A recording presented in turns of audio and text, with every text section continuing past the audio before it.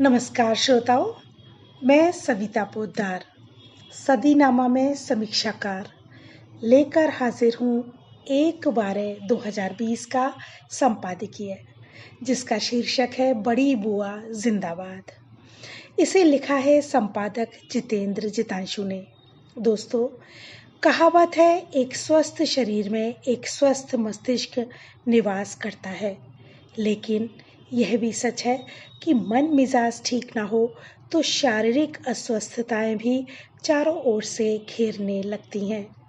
अतः ज़रूरी है ऐसे मानसिक दबावों से खुद को उबारा जाए एक बेहतर स्वस्थ जीवन बनाने के लिए। आज का संपादकीय इसी विषय पर।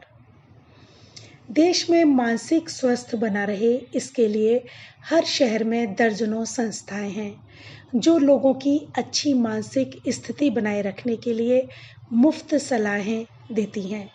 स्वयंसेवी संस्थाओं पर नए पंजीकरण का जो दबाव आया है, इन संस्थाओं पर भी संकट है। पत्रिकाओं और अखबारों में व्यक्तिगत समस्याओं के बारे में बहुत सारे कॉलम छपते हैं, जिनमें विभिन्न लोग सलाह देते हैं, जिनमें सुहेल सेठ जैसे लोग भी हैं। एक पाठक जवाब पढ़कर कितना फायदा उठा पाता है, यह तो बात की बात है, लेकिन कुछ लोगों को यह ज़रूर लगता है कि यह तो हमारी ही समस्या है, लेकिन ऐसा होता नहीं है।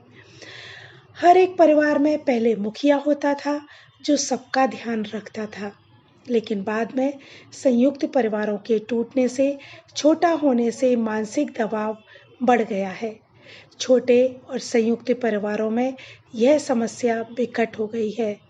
गांव में भी यह समस्या पहुंच रही है। हर बात पर नया पॉइंट बनाकर देने से मानसिक स्वास्थ्य पर बुरा असर पड़ता है। तभी बड़ी बुआ यह काम देखती थी। जो बात लोग अपने माँ बाप को नहीं कह पाते थे, वो बड़ी बुआ को कहते थे। वो हस्तक्षेप भी करती थी और चीज़ों को समझती थी। व्यक्तिगत जीवन में हर व्यक्ति नेता नहीं हो सकता, लेकिन सामाजिक व्यवस्था में उसकी जिम्मेदारियां और सबसे मिलकर चलने की इच्छा बहुत महत्वपूर्ण है।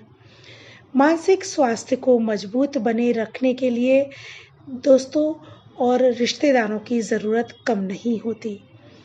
सिर्फ डॉक्टर मानसिक रोगों का उपाय नहीं कर सकता। वैसे तो विश्व मानसिक स्वास्थ्य दिवस भी मनाया जाता है। हर देश की मानसिक स्वास्थ्य स्थितियां एक जैसी नहीं होती। हमें IQ के साथ EQ पर भी ध्यान देना चाहिए। हमें भावनात्मक स्वास्थ्य पर निवेश करना चाहिए, जो अलग अलग रूपों में होता है। आपको मानसिक स्वास्थ्य ठीक रखने के लिए उन रिश्तेदारों से दूर रहना चाहिए जिनको आपके मानसिक स्वास्थ्य की परवाह नहीं।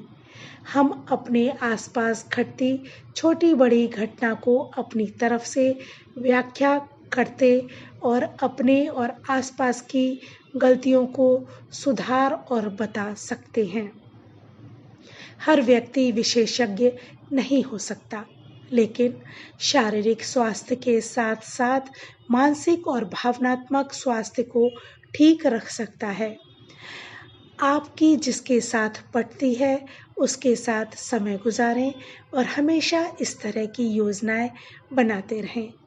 अपनी रुचियों को समृद्ध करें, अपने शौक को ध्यान से विकसित करें।